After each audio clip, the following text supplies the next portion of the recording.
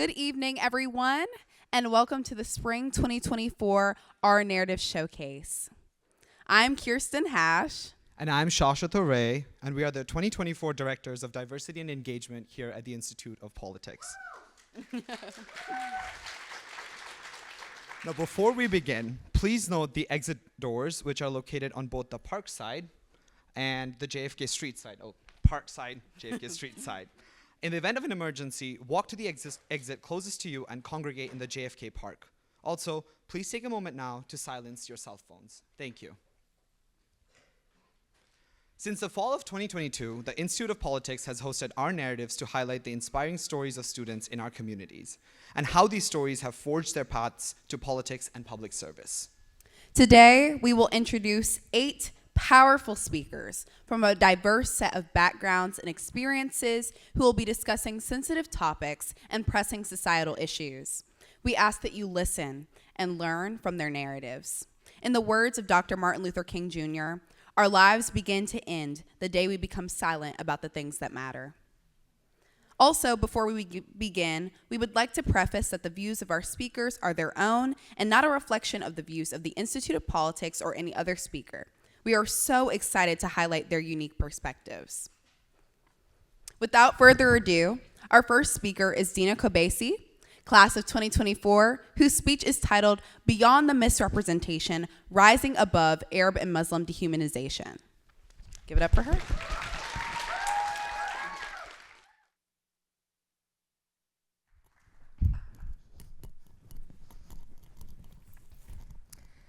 Will she miss anything important?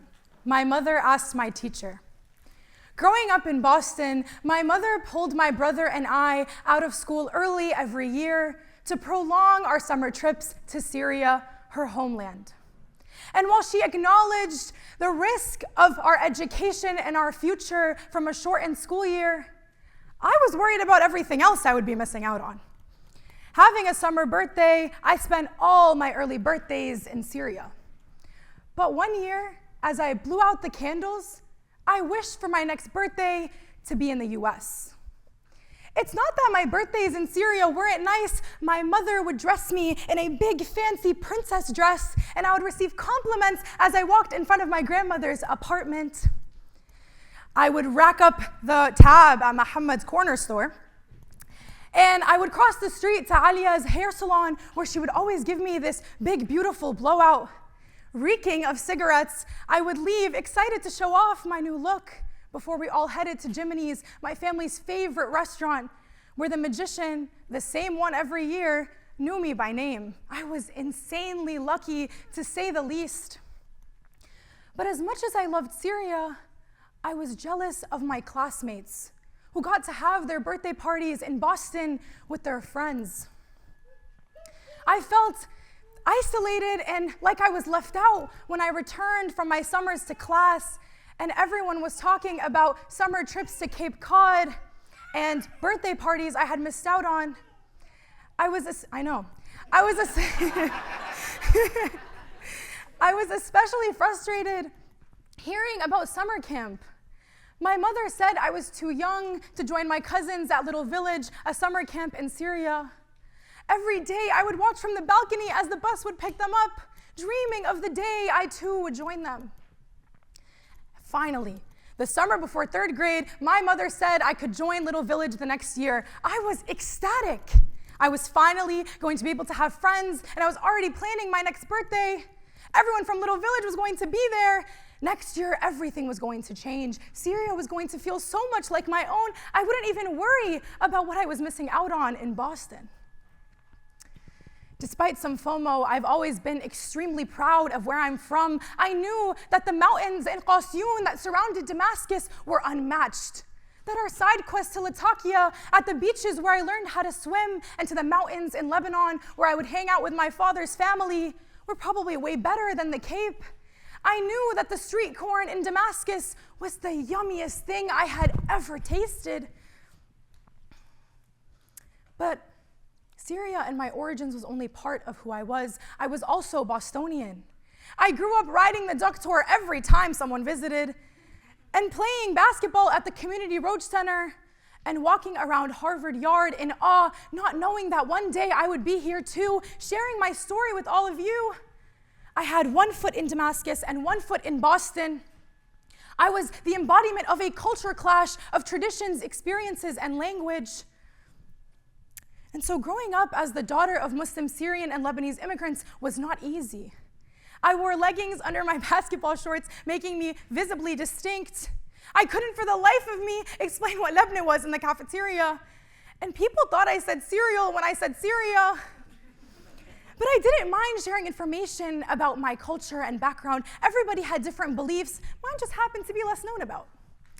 And so I took pride in being my friends and classmates' first exposure to Islam or Arab culture, sharing Lebanese sandwiches while explaining what Eid was. But my comfort with being different completely changed one morning in 3rd grade when my teacher told us about 9/11. As she explained that Arab and Muslim terrorists were responsible for a terrorist attack, the room's eyes shifted to me. I was embarrassed and confused. This was not the Islam or culture I learned about. This was not the Islam or culture I shared with them. Why had my mother not told me about this? That day, I asked my mother about 9/11. I could tell the question made her uncomfortable. It was clear she was trying to protect me from something, but I persisted and she gave in, explaining her horror watching as the towers fell and her concerns that the Arab and Muslim community would face repercussions. And she was right. That night, I learned that my parents did not go on their honeymoon because they feared US re-entry denial. That night, I learned that Syria's neighbor, Iraq, had been ensuing in war for almost 10 years. 9/11 did not represent us, but it felt like it did. Learning about the consequences for my community and my own family, I felt isolated, wondering why my teacher failed to mention the ensuing war in Iraq or rising Islamophobia. And that night, my father told me, after finding out about the conversation, Dina, don't tell anybody at school you're Arab or Muslim. I thought to myself, it's a little too late for that. And this just made me all the more excited to finally go to Little Village in the summer where I wouldn't feel weird being Arab or Muslim. But later that year, in March of 2011, my mother told me we would not be going to Syria that summer. في مشاكل, she told me, which in Arabic means there are issues. I pushed for more information, but she refused. I could see the look of fear and concern in her eyes that I will never forget. But I was so sad and frustrated. It was finally my year to go to Little Village. I was devastated.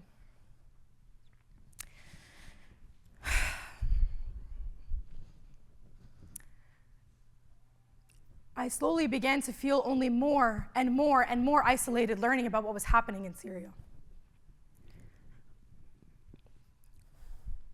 Listening in on family conversations, I realized people were dying and war was ensuing, and I asked myself, are we going to end up like Iraq? I hated myself for even having the thought. There's no way we would end up like Iraq with more than 10 years of war. But alas, 3rd grade summer passed. No Syria, no Little Village. 4th grade, 5th grade, 6th grade, no Syria, no Little Village.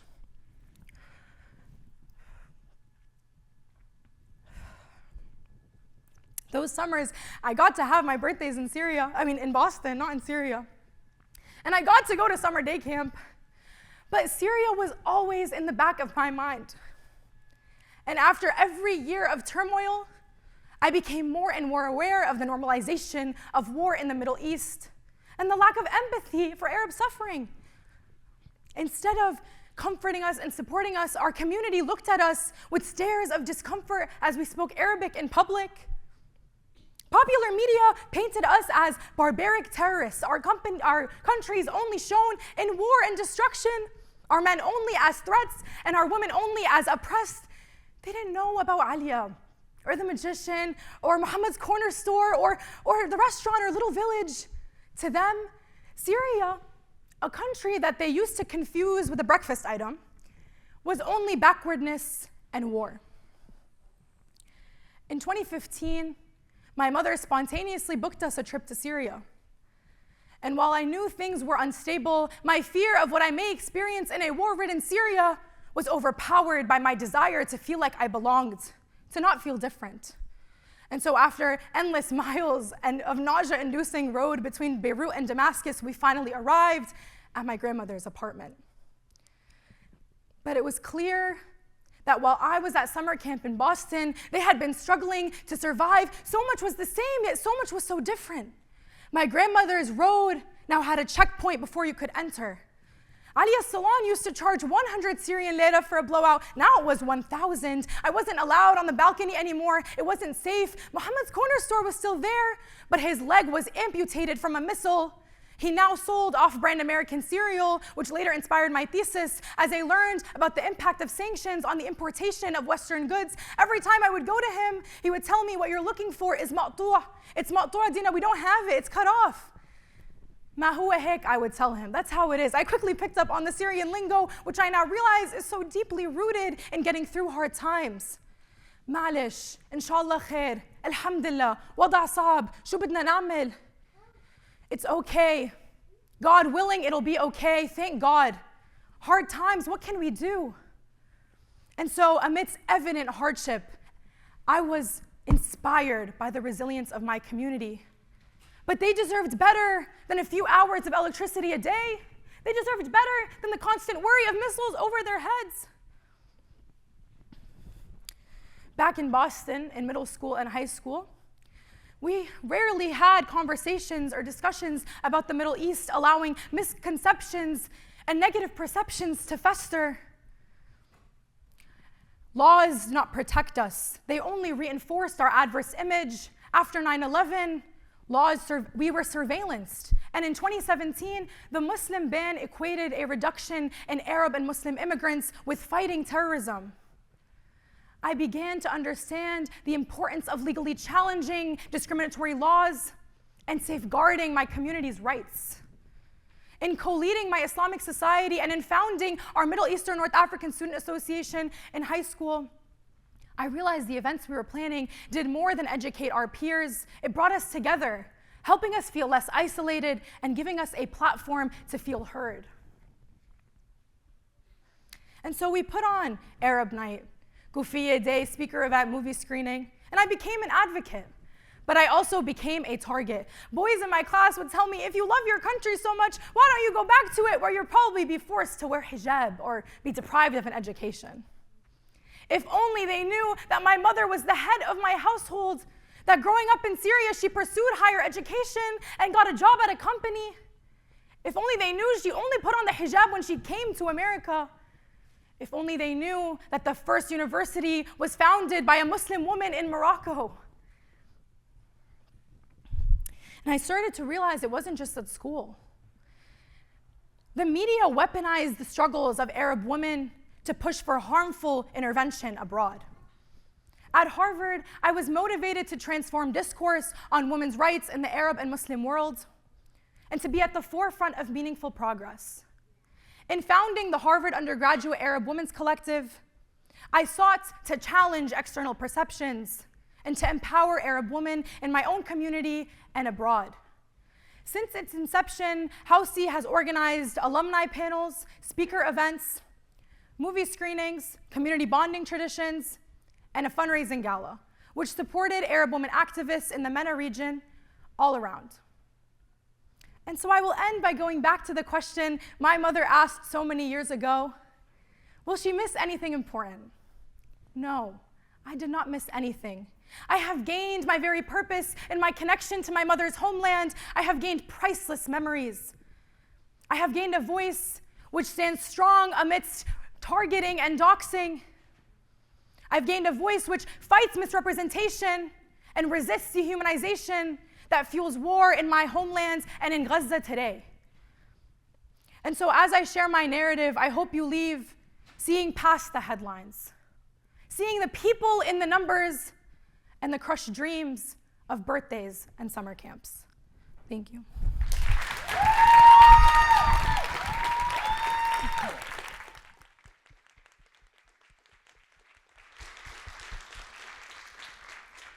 That was incredibly powerful. Next up, we have Joseph Price, class of 2027, whose speech is titled, Be a Man, My Journey to Redefine Masculinity by Embracing Femininity.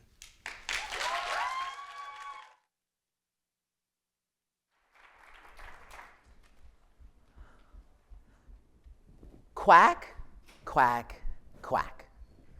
The sound my middle school bully made directly to my face, mocking me for the pitch of my voice. After hearing this sound, I froze out of fear. I never previously noticed that my voice was more feminine than your typical boy, but apparently it was evident to those around me. I vividly remember scanning the room and watching all the eyes look directly towards me. I didn't know what to say, what to do, or who to turn to. All my so-called friends just stared at me, waiting for my reaction.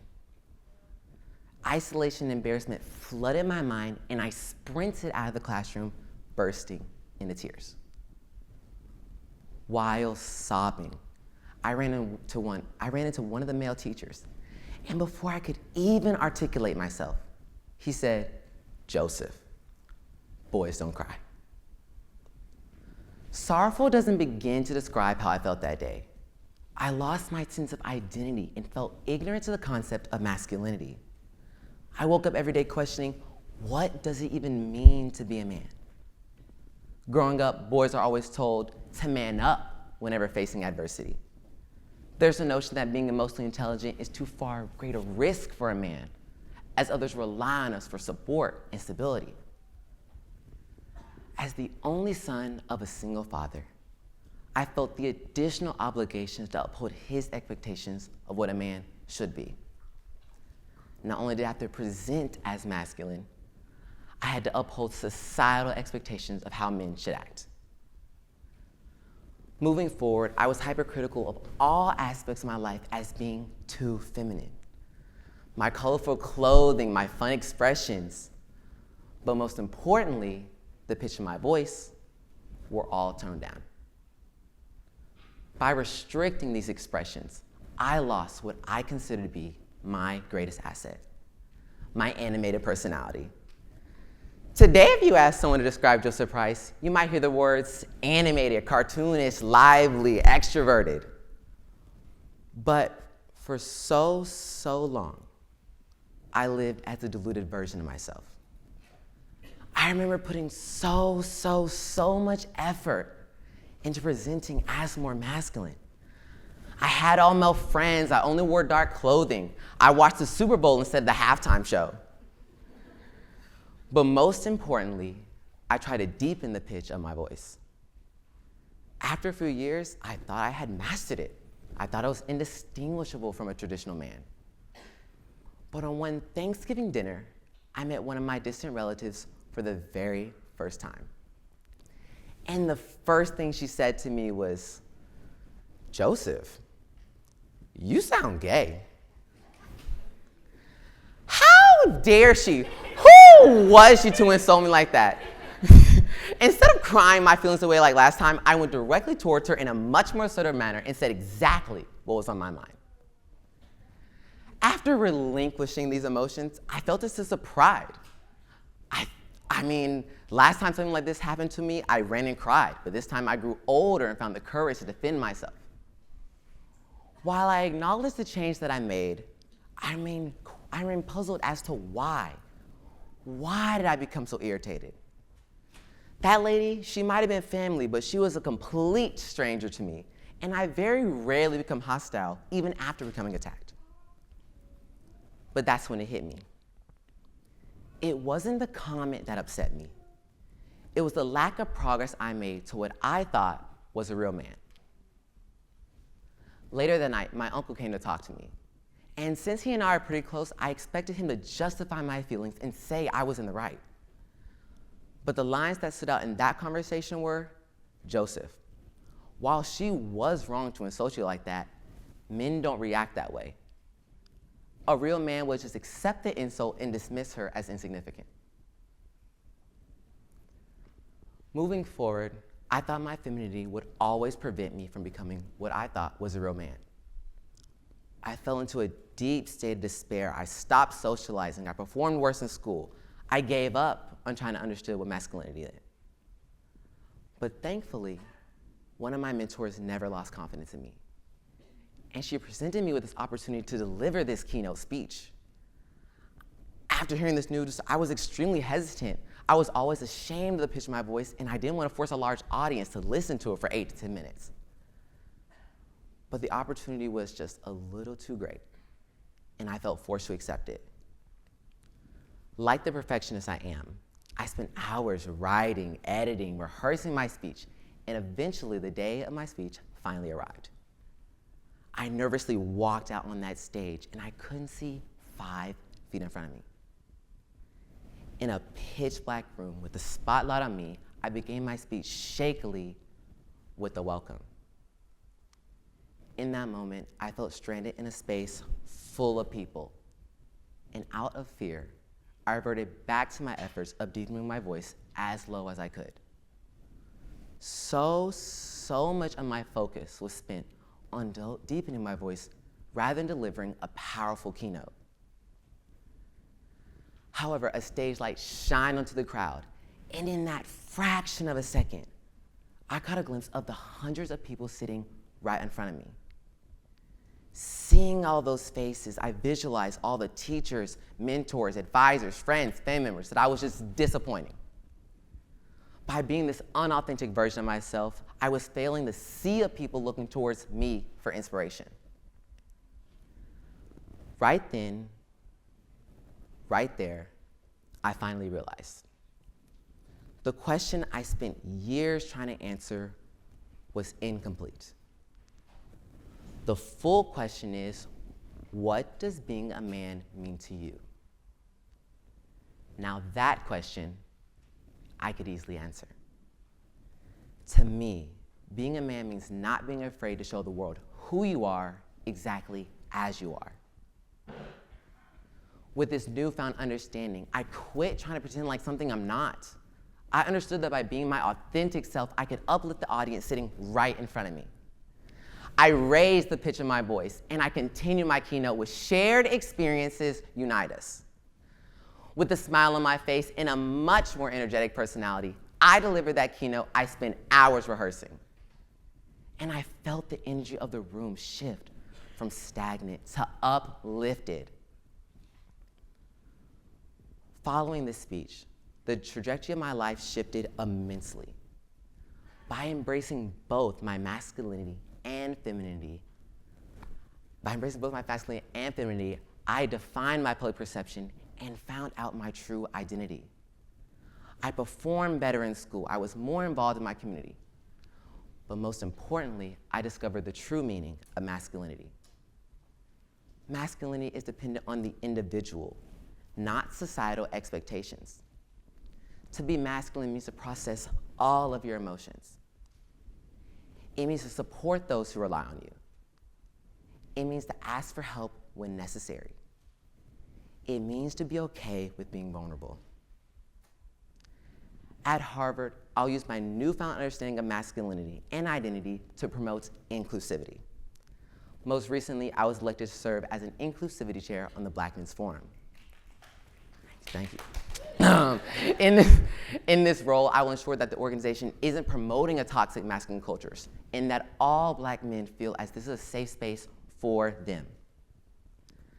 Additionally, I will search for new ways that I can use my public speaking as a tool for public service. Whether I'm speaking at a rally or on a social media podcast, I will advocate for inclusivity amongst educational, political, and social settings. Reflecting on my past, I've appreciated how much I've grown.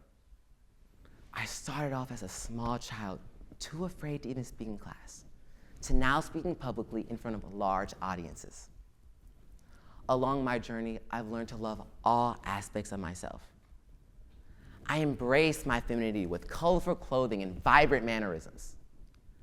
I make connections by sharing my distinctive voice loud and proudly. I explore my masculine interests by athletically stepping or even playing video games. All aspects that define my character, I maximize to their fullest potential. by living as a fully realized version of myself.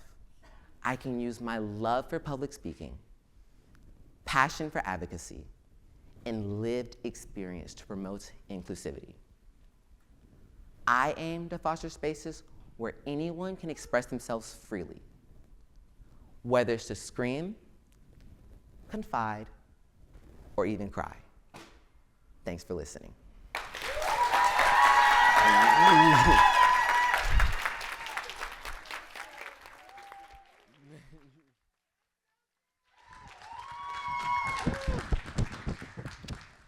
Thank you so much, Joseph. Such an amazing testament to redefining what masculinity is.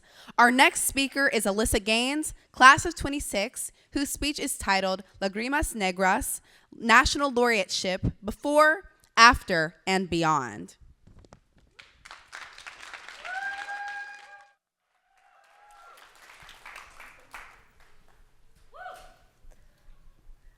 Aunque tú me has dejado en el abandono, aunque ya has muerto todas mis ilusiones, en vez de maldecirte con justo encono, en mis sueños te colmo, en mis sueños te colmo de bendiciones.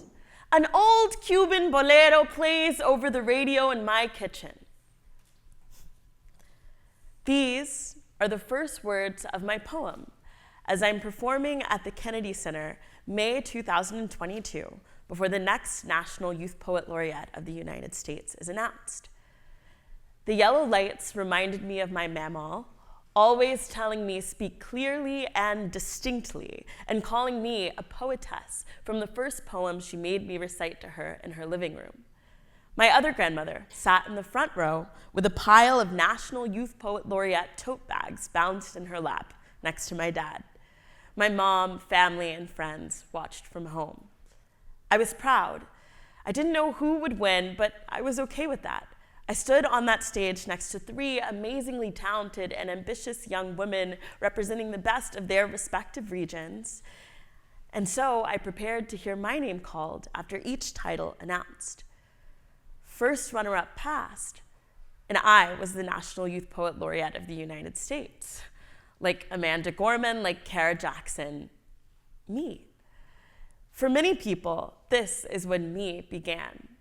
The Urban Word team warned, and they were right, that I would be asked more times in the coming months than I ever had been asked in my life, how did I start writing? How did I become this? My answer was as follows. I wrote my first poem in the 3rd grade for a class assignment to write about a color. I chose to write about the color black. Black as the night, a coat over the sky, coal and oil, jazz and soil, and so on. I shared this poem with my grandmother, who took me to my first poetry slam at Belzer Middle School in Lawrence Township, 2 minutes away from my house where she worked. From there, I got connected to amazing mentors in the growing young poetry slam scene in Indianapolis, and I fell in love with slam poetry and the community and voice it afforded me at such a young age. Then, through work with these amazing mentors, I was offered the opportunity to compete when I was 12 at the Library of Congress in their National Slam of the Americas. I shared a poem about a friend's 13th birthday and asking her to take her Confederate flag down. It was about racialization as I was learning it at such a young age. A year later, I remember, 13, begging my mom to let me go with my friend Deja Jones to see the movie It at the Castleton Square AMC. My black mom told me no because she had a feeling something wasn't right. The next morning, I woke up and all the signs on social media told me that someone had died. I saw old videos resurfaced, long live and a name. The news told me this someone was a 13-year-old boy from Belzer Middle School in Lawrence Township who'd been shot and killed in a fight that spilled out of the movie theater onto the street. As I got older, I came to know the names of boys martyred in my community. School in session each next day, no time to mourn. And I wrote about this. In a split second, reached for his weapon, wrapped finger around the trigger, and bang, another black boy felon before 15, another black boy fallen before he was old enough to vote, another black boy made murderer before he could make it out of Indianapolis. And then I moved to a private high school, different than the public school where my grandmother would drive me 20 minutes every morning. And it was hard for me to acclimate to the new culture. I knew the thing that set me apart from my peers. Though my family was privileged in various ways, I knew the news stories about my zip code. I knew the Jiggle-8, I knew the township rivalries and the rappers. I knew how boys become ghosts. I knew how close I was to the issues we'd discuss in class. I wrote about this transition. Lawrence Township, you are a graveyard and a bumping house party, your cemetery, your sidewalks, your ground sacred. People die out east, but oh, how we live here too. I missed my friends from public school.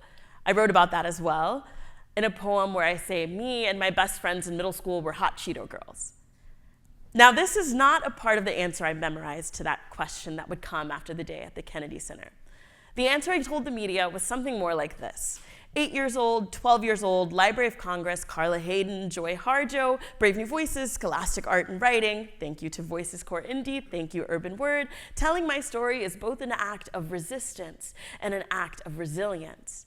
But my first year of college, feeling the weight of this title was very difficult. I struggled to adjust to a new environment. Like many of my peers, I came in with a thing, a spike.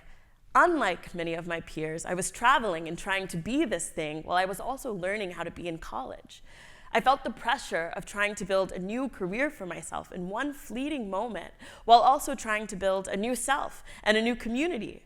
People here came to know me as the Youth Poet Laureate girl, and then, before I knew it, both my term and my first year of college were over.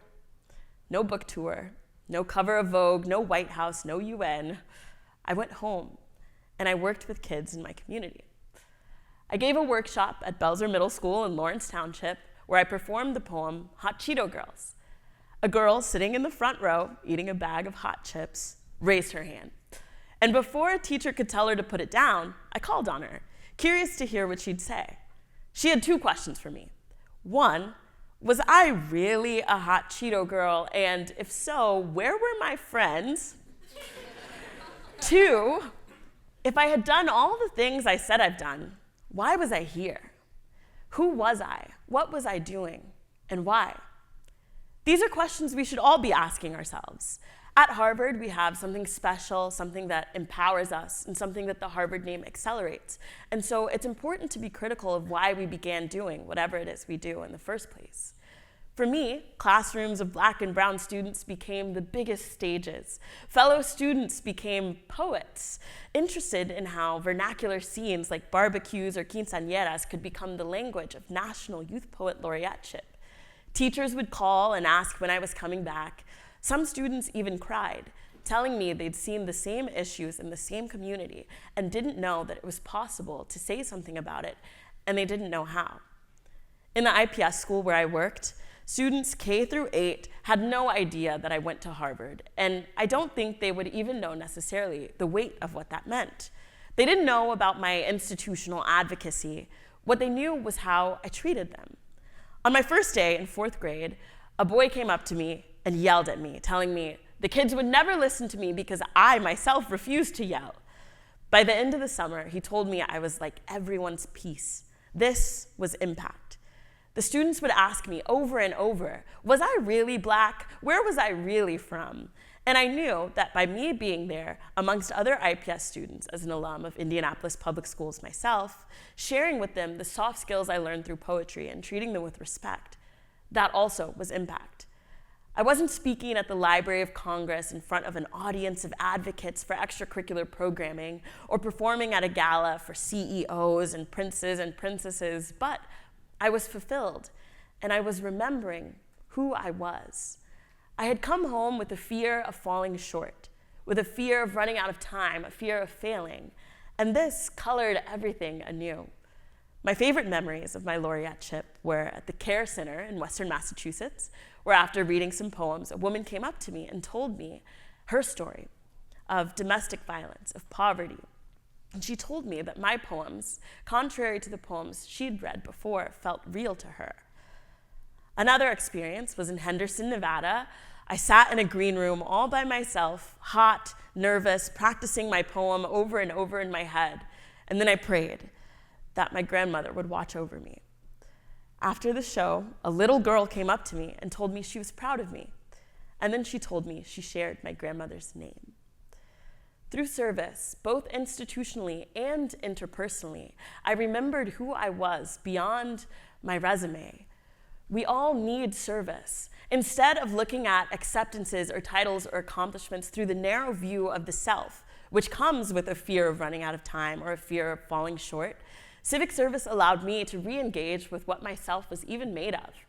I'm from the east side of Indianapolis, a child of the Great Migration. My proximity to poverty, to gun violence is a part of me, and therefore I have a responsibility to the people who poured into my dreams because circumstances didn't allow them to chase theirs. I am a hot Cheeto girl, sitting at the front of the class with a bag of chips, listening to every word the teacher said so I could argue with her, constantly inspired by these little acts of resistance from the Black and Latina girls around me, like one of my students who only spoke to me in Spanish so that no other kids could interject when she said she was the line leader and the teacher's helper. That poem in the 3rd grade became other poems, became civic service and literary excellence, which led to me being the first Youth Poet Laureate of Indianapolis. This became a body of awards and work, which led to me being the National Youth Poet Laureate representative from the Midwest. This led to palpable passion and position papers that led to my being named the National Youth Poet Laureate of the United States. But all of this was possible because I had community, like my 2 grandmothers. One making me recite poems like Invictus in Harlem, and the other taking me to my first poetry slam. My message is this: we don't get here alone. And it is not enough to just win awards, to just be impressive and just do great things and just make money. We must remember why. And we need civic service as much as the people we serve do, to remember who we are, where we come from, who we answer to, where we're going, and as that girl at Belzer Middle School in Lawrence Township so eloquently asked, why? For me, I'm interested in increasing equitable educational opportunities, specifically in the arts. Now, I'm a Black girl from the east side of Indianapolis, from Lawrence Township, at Harvard, studying social studies and history of art. I'm a poet, though I'm not necessarily a youth anymore. And my goal is to make everyday life more promising for students like the ones I worked with, students like the one I was. I hope to do good work so that the people of my community can be proud of who they've sent into the world.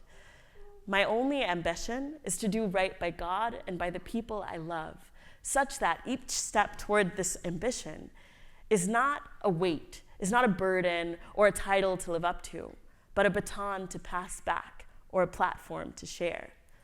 For the sake of you, your dreams, your goals, your futures, and the communities that got you here, I urge you to find ways to do the same.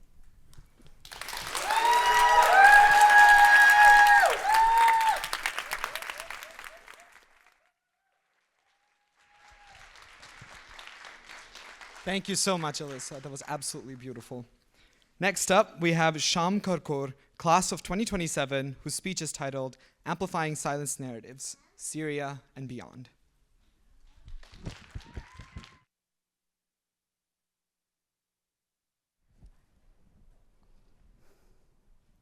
My name is Sham. Sham, another word for Syria. Sham, a word for the Levantine region of Syria, Palestine, Jordan, and Lebanon. Sham, my purpose, my message, my mission in life, my constant reminder of my duty to my people, to any people who, like my people, suffer from injustice. Being born in my beautiful country, my family and I had to flee. as my father's narrative about the Assad regime's crimes committed against him and Syrians was silenced. We moved to a nearby country, Saudi Arabia. As a Syrian, I understood the value of safety, education, opportunity. I became obsessed with my education, and receiving a good education became my top priority. So, when we went to Saudi, my father, whose top priority was to ensure that I got as good of an education as possible, he started working very, very hard. As I realized the value of the education that I was getting, I fell in love with it. However, my education was never a guarantee. It was a fight that was sometimes impossible to win. In Saudi Arabia, non-citizens do not possess residency. They can't gain it, and in turn, they don't have a guaranteed education. As non-citizens, we had to renew our work authorization annually, and sometimes monthly, due to bureaucracy and restrictions. One day, for a bureaucracy process, our work authorization renewal was delayed. Due to that, my father's bank account, business license, and our work authorization was frozen. And I couldn't go to school. I tried, but I was sent back. I was told by my principal that I would be unable to attend until the renewal of my father's work authorization. In the 4th grade, I came home one day to find strange men leaving our home. I didn't know who they were or why they were there. All I knew was that my parents were scared and angry. I asked, "What happened?" My father responded, "Start getting your stuff together. We're moving." I couldn't understand, but I also couldn't ask questions. Not then, anyways. I went to my mother, who was crying, and I asked her, "What happened, Mama? Why are we moving?" Once again, no answer. I was told that I simply couldn't understand. By the end of the month, we had packed our entire lives into bags and boxes. We had to leave most of our things behind. We could only take the necessities: clothes, money, legal papers. It wasn't until years later that I finally found out why we left. My father was jailed unjustly. He was put in prison and tortured for 7 months without having committed any crime and without any trial. So he sued the government. 7 years in court ended with a win: a resolution in my dad's favor to get compensation and an apology for this mistake on behalf of the government. The government, of course, refused and denied to grant the compensation that they owed to my father. Their execution of that resolution was a deportation decision. So, they issued my father a warrant to leave the country immediately. While having to leave felt like a curse at the time, we were blessed to move here, to America. I came to America in 2015. After settling down, I started attending the 5th grade in an elementary school. On my first day, I wore the same dress I had on when I arrived, white with flowers. After walking into the classroom and introducing myself, my teacher gave me my seat and told me to talk to my classmates. My new friends surrounded me and began asking questions. Why don't you live in Syria if that's where you were born? I hesitated, but I answered, Syria's at war. There's a lot of bloodshed. If I stay there, I'll get killed. My teacher grabbed my arm aggressively and took me outside the classroom looking furious. She told me I cannot say things like that. She said, don't ever say anything like that again, Sham. I asked, why? She said that kids shouldn't know or speak of such scary things. She made me promise to not say anything scary. She said that it was inappropriate. Walking back into the classroom, I thought how strange it was. My Syrian friends and I had witnessed bloodshed. We had escaped it our entire lives, horrified. The kids here, they don't even know it exists. Imagine this.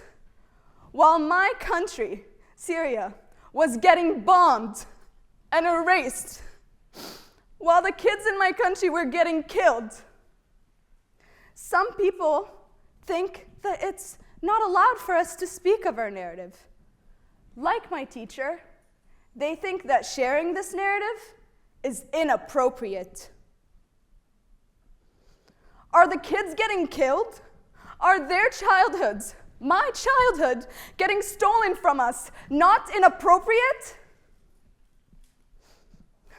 As I grew up, I realized the dangers of such rhetoric and such culture.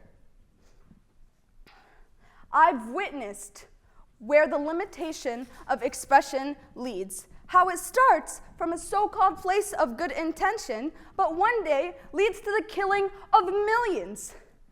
Any potentially undesirable consequences that arise from the freedom of expression are incomparable to the unimaginably bad consequences of limiting and silencing expression. Today, at Harvard, we are seeing this suppression in front of our eyes. To people who speak up about genocide and apartheid. Injustices like the ones committed against my father and my people stems first from actions as simple as silencing these narratives that yearn to be heard. It is our role to stand up against these injustices. As a Syrian, I could have very easily been in the place of another Syrian today, in a refugee camp, living under bombing, starving, suffering, or even dead. But instead, I was given the opportunity to be here. I'm a Syrian asylee. I come from a region ravaged by injustice, oppression, dictatorship, poverty, and lack of education. I'm passionate about speaking up for the people of these regions, the oppressed, the wronged, the poor, the minorities. I was gifted this opportunity, this light of hope, and I will never allow that light to dim. I won't allow the censorship of the truth, and you mustn't either. Veritas, which means truth, is our mission here at Harvard. And our truth is appropriate. However, it is important that we not only project our own narratives, but the narratives of people like my father, oppressed, wronged, hurt. It is our duty to listen closely to the voices that have been silenced, to share the truths of people who couldn't share their own. So let's project these silenced narratives. Let's amplify the voices and the narratives of these people. Starting off with our brothers and sisters in Syria, Yemen, Sudan, East Turkestan, and now, more than ever, Palestine. Thank you.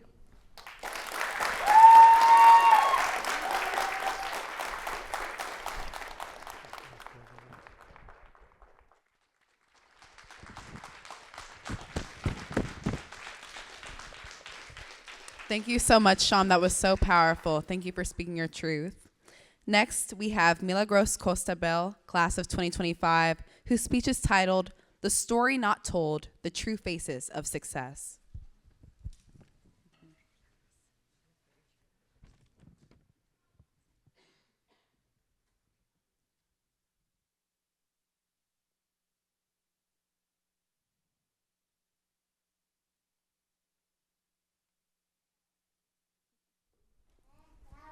Can you hear me? Yes. Okay. All right. Sorry, he's gonna lay down now. Good job. Oh, well, he's not there. Okay, anyway. That's Indio. He's my guide dog. All right. Can you imagine writing 10 pages every day? I definitely don't. But that is what my mom was sitting in her house in Uruguay. Had to do every single school night since I was between 5 to 11 years old before she could even think of going to bed. You know, my mom was not a novel writer. She didn't really like writing that much. But the reality is, if it were not for those words, I would not be here sharing my story with you today. As I'm hoping you can probably tell, I am totally blind, and I've always been. And for this I was born, I had to deal with a system that was never ready to let me thrive. Look, I was born at 25 weeks of gestation. I was really, really tiny. I barely fit in the palm of my parents' hands. And since the day I arrived, my parents had to learn how to fight. First, for my life, because for 3 months I spent in an incubator connected to a million tubes, and they didn't even know if I was gonna be able to make it out alive. And then after I survived, they had to fight so I could live that life with dignity and equality. We cannot adjust to her needs, said my English teacher at my all elementary school. And so it was that every afternoon, while my classmates were learning English, I had to go home by myself because she didn't want me in her class. That is how easily I was left out. And for most things, we didn't really have a way to include me unless my parents, let alone I, fought for them. So what about those 10 pages, you may ask? Well, they were, oh, sorry, all right. Yeah, I know, it's difficult. Anyway, so those 10 pages were my schoolwork. They were my mom's fight. They were all translated by my mom's hands from Braille to regular writing, just so my teachers could read them and give me a grade. Those 10 pages were pretty much the main reason I was able to go through school. And you know, it's pretty ironic because neither my mom or my dad graduated from high school, and my mom had to learn Braille on her own, just so I could have an opportunity she could only dream of having. At that time, the government offered no resources or anything. It still does not. And computers were not as accepted as they are today. So that was pretty much the only way my parents found to give me a fair way to strive for my dreams like any other kid my age. So looking at me here, we can say my parents definitely succeeded. I am here with you today, and I went through high school, I graduated, and I ended up just like a movie I used to watch as a kid at a place like Harvard. But I invite you to ask yourself, at what cost does this happen? Welcome to Harvard. The application I used to read my computer read back to me. As tears of disbelief streamed down my face. I ran to my mom. I was crying. She thought I was rejected, but I was not. And we all cried for hours, and that's just true. We were crying because we were celebrating the craziest, the most impossible outcome of everything we'd fought for in the last few years. And things happen in a really small community. I am from a 25,000 people town. My story went public, incredibly public, and then later on it went viral. I started getting calls from the media, from TV shows, from radio programs, and I even ended up on BBC and CNN. And in the media's mouth, I became a lot of things. I became, and I'm quoting this, an example of inspiration, a story of overcoming the odds, and even a clear demonstration of the success of the inclusion of the education system for people with disabilities in the world. Querer es poder. Will is power. Journalists repeated in Spanish, kind of like an echo. And deep down I couldn't help but think that something in all that didn't quite fit with everything that my family had to go through in the last few years. I want you to imagine another 5-year-old girl in the winter of 2007 in Uruguay. Her eyes don't work, just like mine. But she still dreams of one day maybe going to school and becoming a renowned diplomat. Her parents work all day to put some food on the table, and in the meantime she goes to school, but she cannot read the blackboard or write what the teacher is dictating or turn in homework because the teacher cannot read Braille. She stops, she's not really being understood or validated. And she asks herself, why should I go to school if at the end of the day I cannot really do anything? Her dream, little by little, is fading, and she starts to fall through the cracks. And that reality is the reality of many kids with disability, not only in Latin America, but also around the world. And you know what? I could have been that little girl. Our biggest difference that my family, like hers, was able to sacrifice what little they had just so I could have this opportunity. I'm here with you today. And I know this sounds really inspiring, but no family should have to give up everything just so their kid can have the right to learn. That is the cost I was telling you about when I asked you that question. I want you to think about that cost, because no one thinks about this when a story like mine comes to light. They think about the success and all these nice things. For my parents, that cost was pretty direct. It was the dozens of sleepless nights, the tears they shed when they were told no over and over and again. And all those hours they spent, helping me instead of having a family now working because they're not rich, or doing all the million things adults do when they don't have to worry about spending time in front of a sheet of paper so her kid can go to school. My cost was slightly more, not that straightforward. I struggled to belong. I struggled to try to be someone in a world where I was not given the resources I needed to succeed. As I think about what the media said about me and what people usually think when they hear my story, I think they're kind of right, because my story, it is a success story. But it is also a reflection of everything that needs to change in the world for people with disabilities. All these words I'm sharing with you today, all those tears, the triumphs, the memories, are not just mine or my parents alone. They belong to every child that is dreaming in the dark, to every parent that is fighting a silent battle for the child, and to every person that yearns to show their worth to the world. I sit here today, not only as a Harvard student or as an example of overcoming the odds or as a disability rights activist, but as a statement to the power of stories. Stories that not only need to be heard and told, but also acted upon. My family's sacrifices highlight a reality that demands attention, action, and change.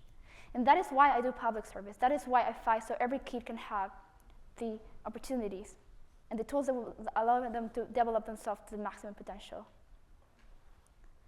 As we part ways today, I want you to start looking beyond the surface of the stories you encounter. I would love for you to look for those silence battles and those hide-on struggles, and then take a step back and stop and think, how can I do to change that? How can I, improve that situation? Because if stories like mine should teach you anything, is that in our narratives lies the power to reshape the world. Thank you so much.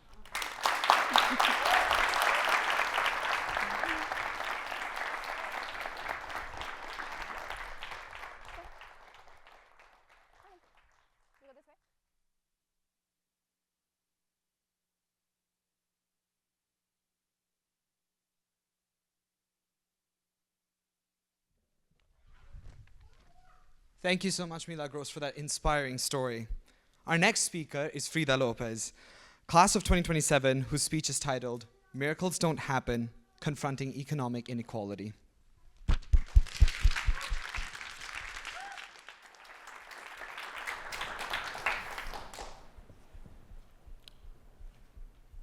Estoy muerta. Respiro, pero estoy muerta. Me mataron. I am dead. Breathing, but dead. And I want to clarify one thing about my death. I did not die or committed suicide. I was killed. I breathe, but I was killed. The system killed me. I wrote these words when I was 16, while I was having a breakdown. I was on the bus going from school to work, because this is exactly how it feels to be low income in a system of perpetual inequality. This is exactly how it was feeling at a time when I had to work 20 to 24 hours every week while going to school from 8 a.m. to 5 p.m. every weekday. And of course, commuting 3 hours to school and 3 hours from school to go back home.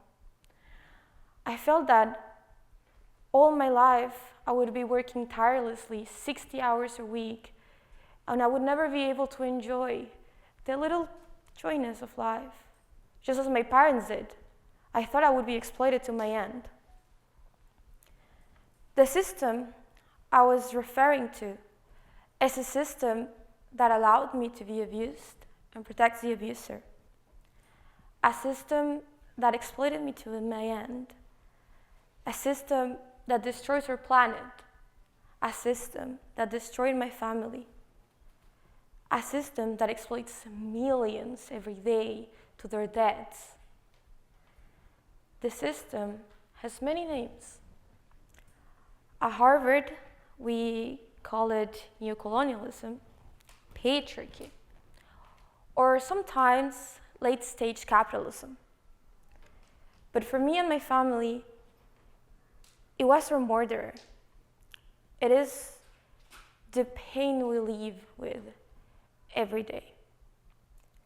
As a girl coming from an unstable family in a unfortunate socioeconomic background from Mexico City, there's little I have not seen. My life was hard. It was difficult to go through all of that. It was difficult to find meaning.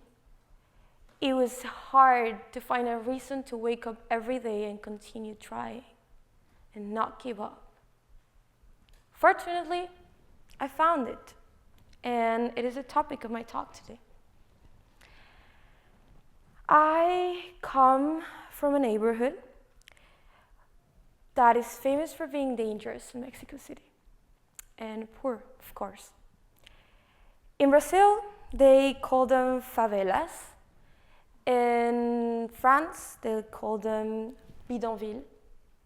In Mexico, they call them invasiones, invasions. These places, as you can imagine, have a very particular configuration. Police often do not dare to go inside. Houses are built by the people who lives in those houses very rudimentarily. And basic services are a rare privilege in those spaces. People there are too busy surviving to pay attention to school. They live day to day. How can they put a business when they can barely afford food? Of course, the situation, it's not their fault. One day, while I was living here, I came out of my building. It was 5 a.m. in the morning. I was going to school. I opened my door, as I always do, as I always did to go to school. I came out of my building, and I heard shots. I immediately ran back, but from my window, I saw what was happening. There were 4 men running and 2 men chasing them. The 4 men were shot to death. They fell to the ground. I saw blood everywhere. I called 911. They said they will come. They didn't. I called again, hours later. They didn't come. I called the 3rd time. No one came. After many hours, someone came to pick up the bodies. I didn't go to school that day. I just stayed there in my building, crying, knowing that if I had come out 30 seconds earlier, it would have been me. I would be dead now. I would be shot with those other 4 men. But then, how did I make it out of there? Why am I here? The answer is simple. Luck. I was lucky enough to find the people at the right time that directed me to the right opportunities. I was lucky enough to find people who discovered my talent and trusted enough in it to direct me to the right opportunities. I was discovered by the French and the Mexican government, and they offered me a scholarship, a full ride to study in a French high school. This high school was one of the wealthiest and best high schools in Mexico. I was happy. For a moment, I thought I made it. For a moment, I thought I made it out of that horrible place. I thought my life was solved. I was wrong. Reality hit very soon afterwards. And soon I realized that a system that has 8, 9 hours of class every day, countless hours of homework, was not designed for a girl in my situation. I soon realized that they did not expect their students to live 3 hours away from their school, because of gentrification, of course. They did not expect their students to be working to support their family or to pay for their meals every day. It was hard. I almost didn't make it. It was hard not to drop out, I'm not gonna lie. But again, I was lucky enough to find the right people who supported me and gave me enough to go through that, to succeed at that school. And every time I got a 100% score on a test, I knew that that score costed me a lot more than my classmates, because I had to pay with insecurity, with violence, with an unstable family, with working 24 hours a week, and with extreme financial anxiety. I knew how much it costed me, but I made it. And then again, I was lucky enough when Education USA found me and gave me a full ride to apply and to cover all of my costs of application to US universities. That's how I made it here. I applied to Harvard, and when I got my acceptance, I was so happy. I thought I made it. For a moment I thought I made it. For a moment I thought it was over. I thought I was not going to have to fight anymore. I thought it was it. I thought I made it out of there. But reality struck again. And the problems I faced back in that high school, I face them here as well. I find a lot of professors here trying to explain me and teach me the political experience that I lived and I continue living every day. But there was one thing that was different here. As I lived my life every day here, it was certainly an improvement from my life back home. As I've lived my life every day here, having all of those nice things, enjoying all of this privilege that I never thought I would be able to enjoy, having all of these things felt like a dream. But I felt guilty.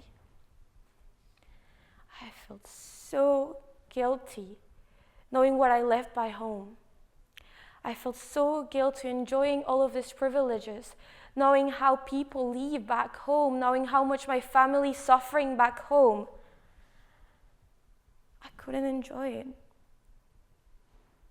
And it is this guilt that led me to take action and to contact NGOs back in Mexico to try to establish social mobility programs, to contact NGOs in Mexico trying to help people in my situation, trying to teach them how to apply so they can make it out of there as well. I felt extremely guilty. To finalize, I do not want you to think that this is a success story or that this is an inspirational story, because it is not. I do not want you to think that anyone with the same talent, putting the same effort, and suffering the same as me can make it. Talent is not enough. Effort is not enough. Working hard is not enough. Intelligence is not enough. Nothing is enough when the system sets you up for failure. I feel guilty every day knowing this. I am not better than the people I left back home.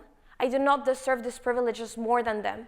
I am not better than them. They didn't do anything to deserve the situation they were born in. And it is this guilt that has led me to take action. And I hope it is this guilt that will lead you to take action as well.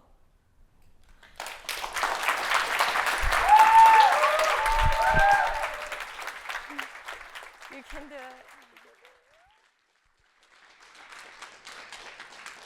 Thank you so much, Frida.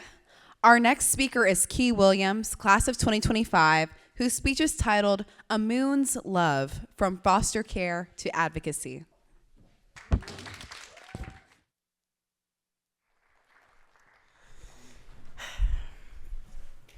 Hello, everyone. My name is Key Williams, and today I'm here to share a story about a moon's love.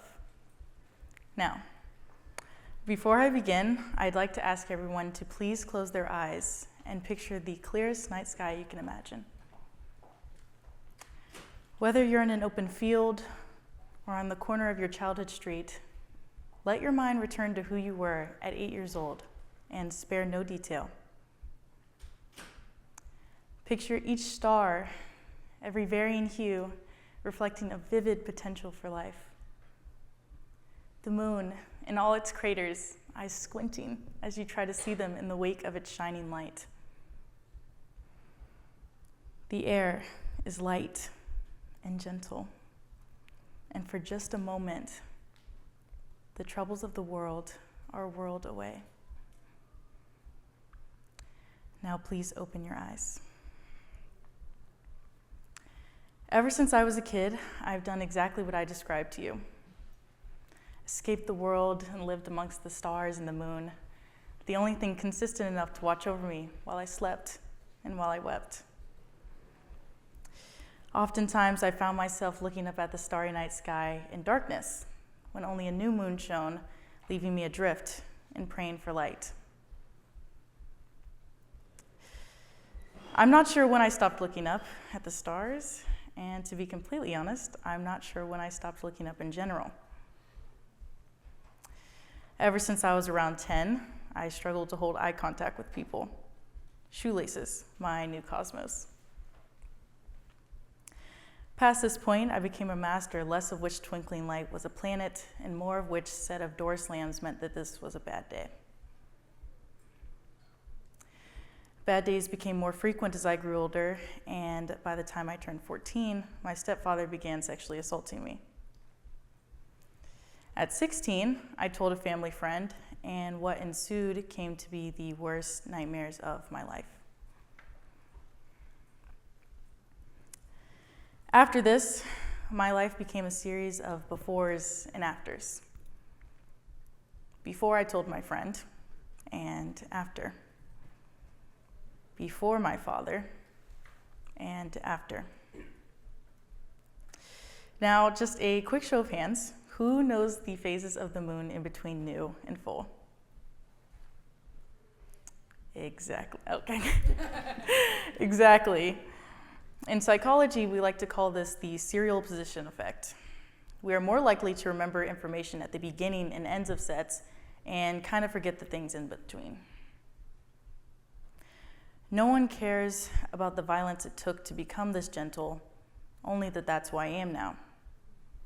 And at some point, it was who I wasn't. Going back to when I was 16, a police detective showed up at my school, charges were brought, and my father was arrested.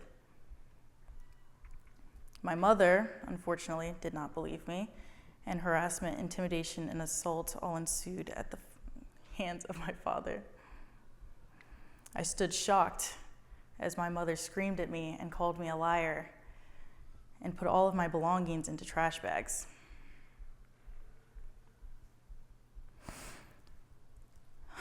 Involuntary hospitalizations, 911 calls all followed me until my trial in August of my junior year. My new moon gone, and in its place, a crescent of hope remained. At 16, I told 12 strangers on a bench my horrific abuse at the hands of my father. I cried as I told them that I didn't think that anybody loved me. And when I looked up, I found the rest of the bench crying with me.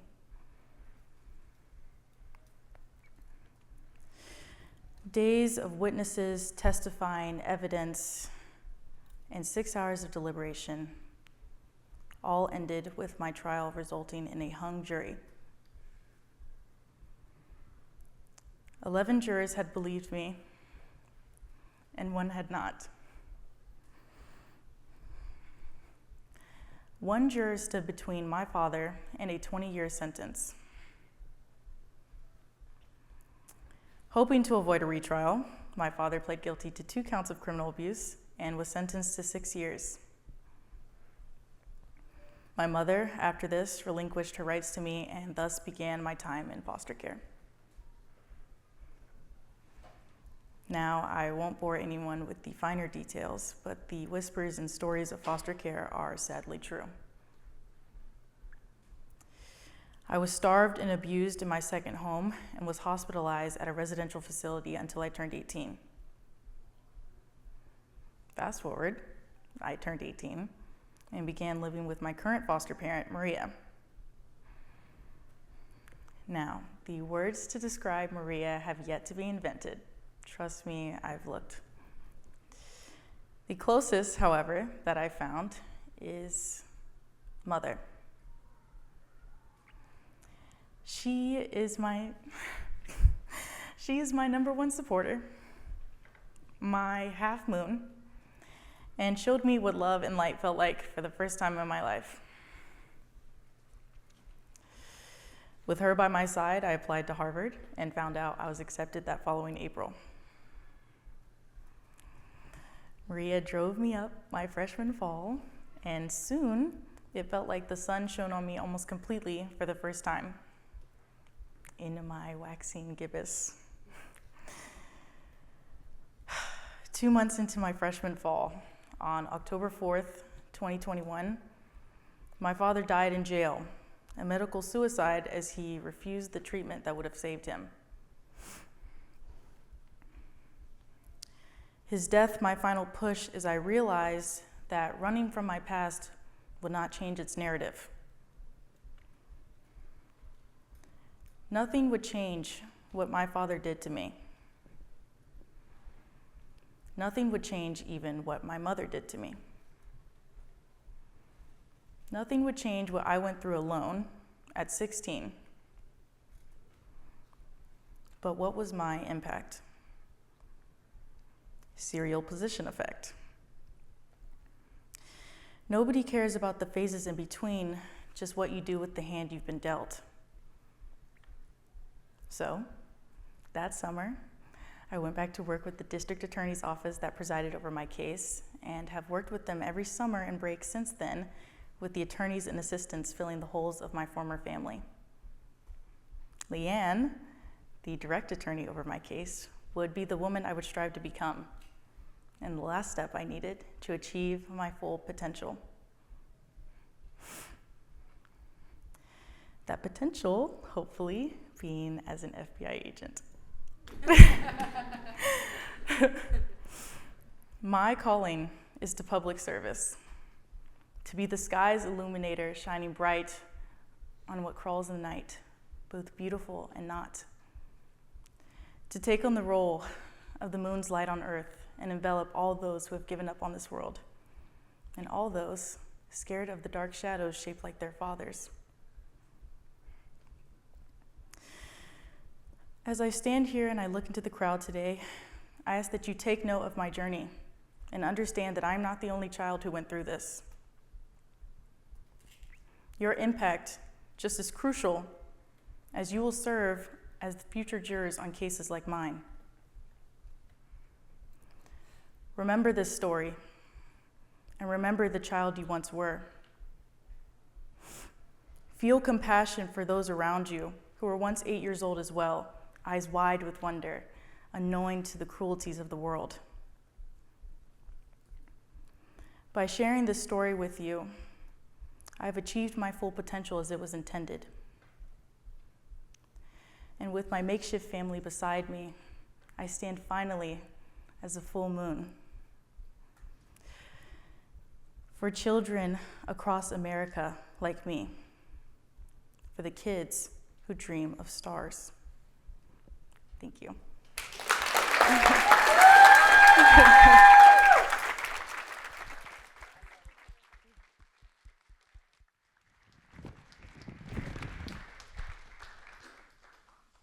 That was insane. Thank you so much, Key. Our next and final speaker for tonight is Lauren Pearl, class of 2025, whose speech is titled Echoes Through Time, From the Shadows of the Holocaust to the Front Lines of Digital Hate.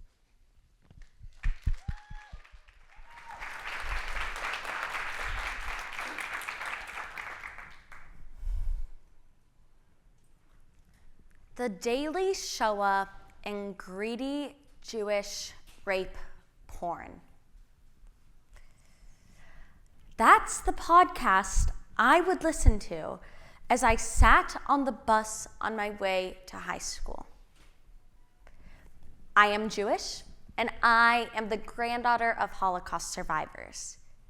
And yet, I spent 2 years of my life not just absorbing white supremacist content that had the ability to incite violence, but actively meeting and engaging with neo-Nazis and white supremacists directly. I sought out these materials as a digital terrorism researcher and analyst for the Simon Wiesenthal Center. The Simon Wiesenthal Center is a global Jewish human rights organization that aims to research the Holocaust and hate in historical and contemporary contexts. I joined the team at the Simon Wiesenthal Center because my family's Holocaust history compels me to fight hatred in its ever-changing forms. 85 years ago, in a small room, wearing a black SS uniform with a skull and crossbones on the lapel, Adolf Eichmann, the architect of the Holocaust, stood with a gun to my grandfather, Willy Pearl's back. He threatened to turn my grandfather into kosher meat because my grandfather was a part of a militant Jewish youth group in Vienna.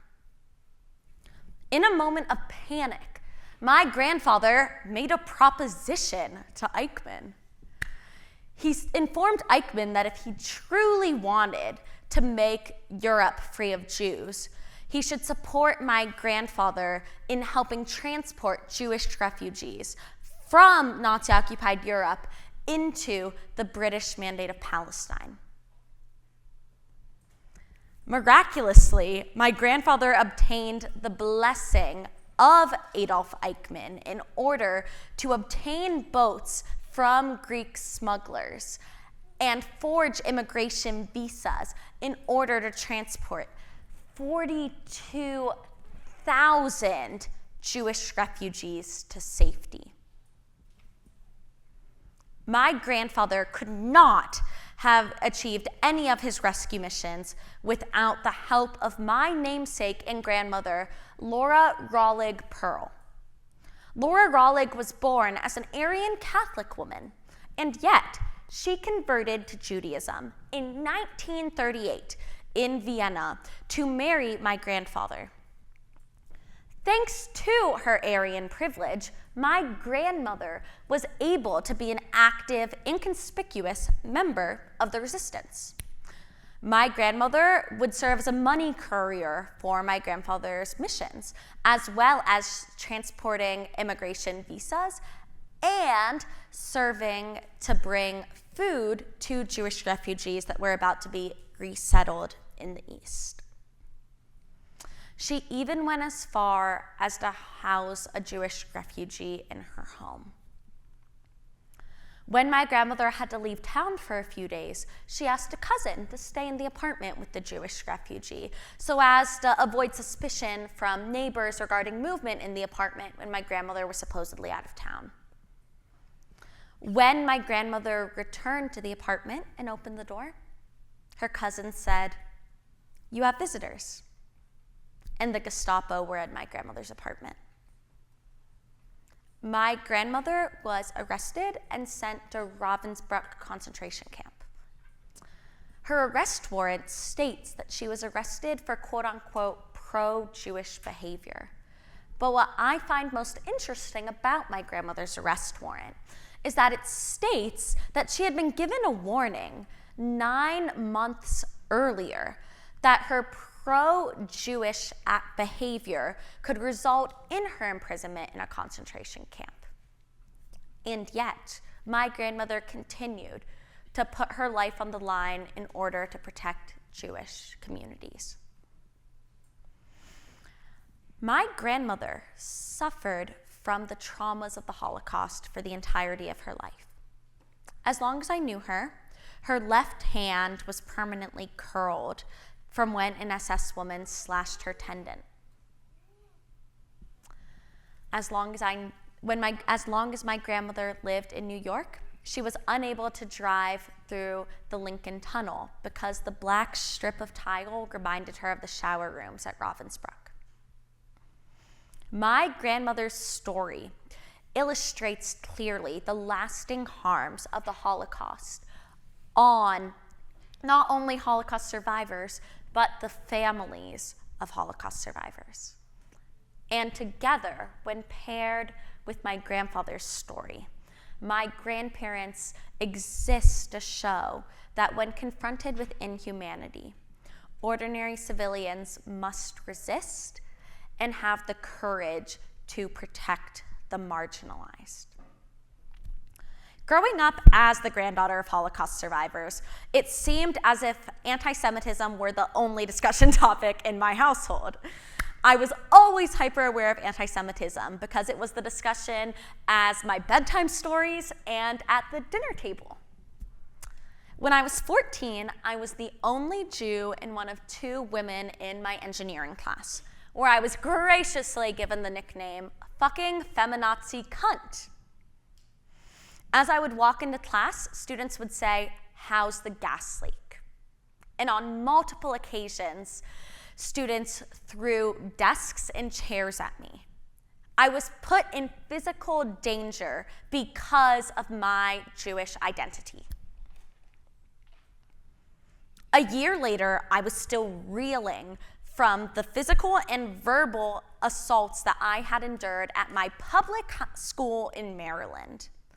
And so I reached out to the Simon Wiesenthal Center. The organization had previously honored my grandfather, and I knew that they created fantastic educational materials about combating anti-Semitism that were geared towards high schoolers and middle schoolers. While I was reaching out for these educational materials, they offered me a job on their digital terrorism and hate project.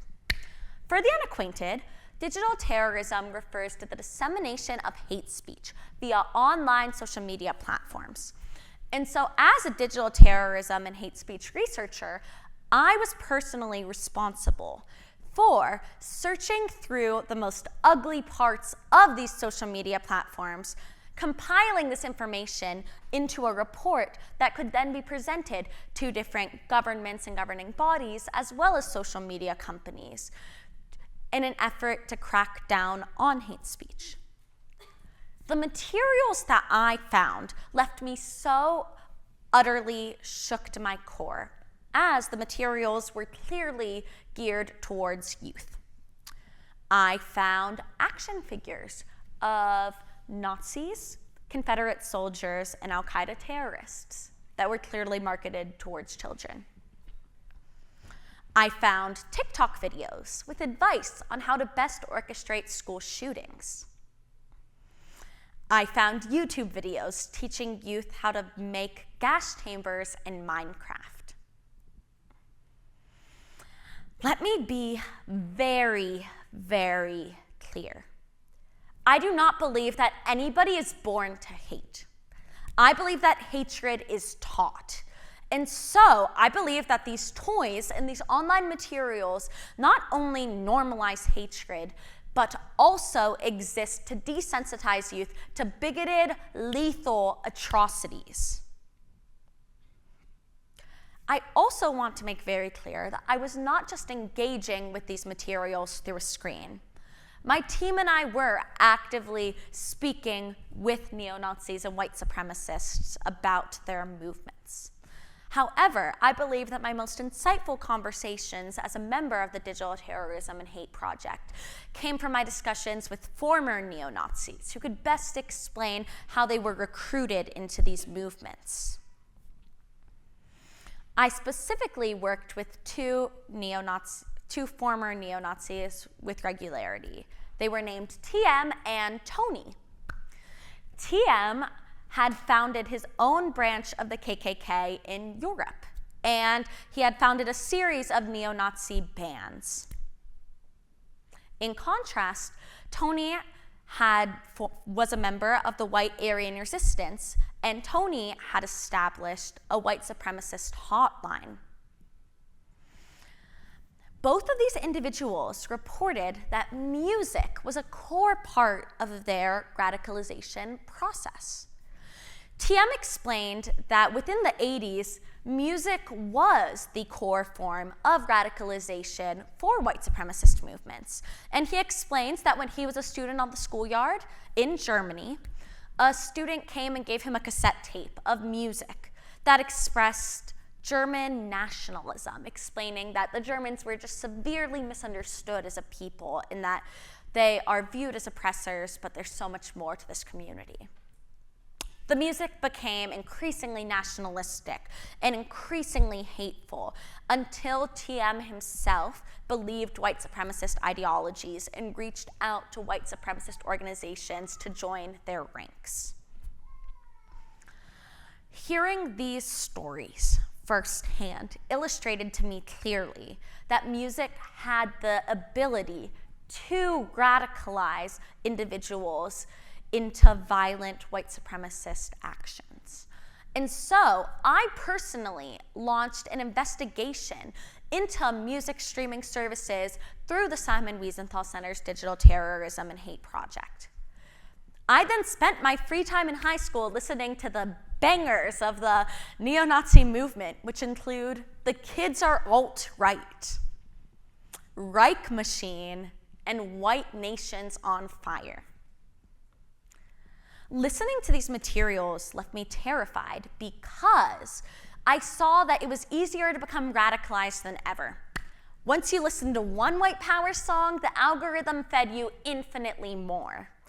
It was so easy to fall down the rabbit hole of white supremacist music and white supremacist ideologies. And so I compiled my findings of what I found on these different music streaming platforms into a report. And I also compiled an additional report with regard to the other social media platforms and the xenophobia, Islamophobia, anti-Semitism that I was seeing on those platforms. And my research was presented by my team to assorted social media companies such as Google, Facebook, YouTube, as well as international governing bodies such as German Federal Parliament, Chilean Parliament, and the Federal Bureau of Investigations. I believe that I have spent the entirety of my life trying to better understand anti-Semitism in the name of my grandparents. This March, I went to Germany and Austria for the first time to visit my grandmother's concentration camp. I also interviewed family members and distant family members to learn about my extended family's experience in the Holocaust, during which over a dozen of my family members were murdered in death camps.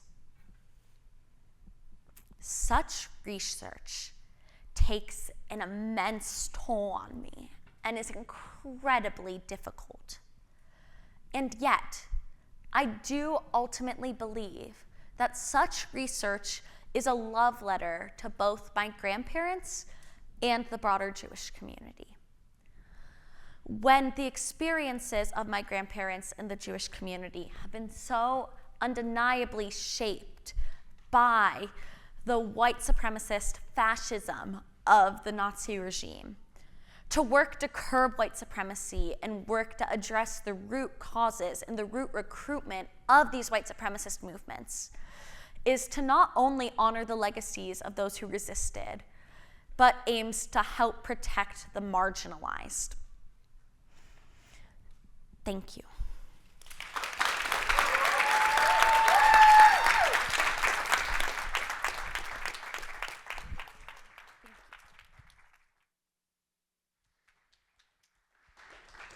Thank you, Lauren. Oh, goodness. Okay. Thank you, Lauren. And thank you to all of our outstanding speakers. Let's give them another round of applause.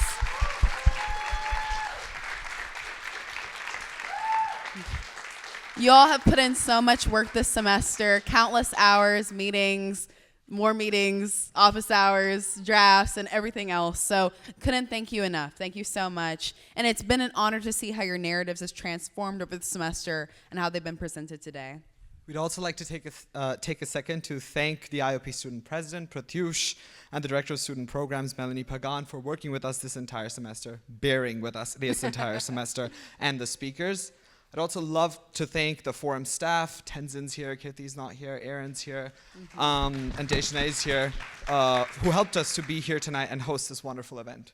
And lastly, thank you all for coming tonight. We hope you listened, we hope you learned, and most importantly, we hope you were inspired to act. Thank you guys, and have a wonderful night. Good night, everyone.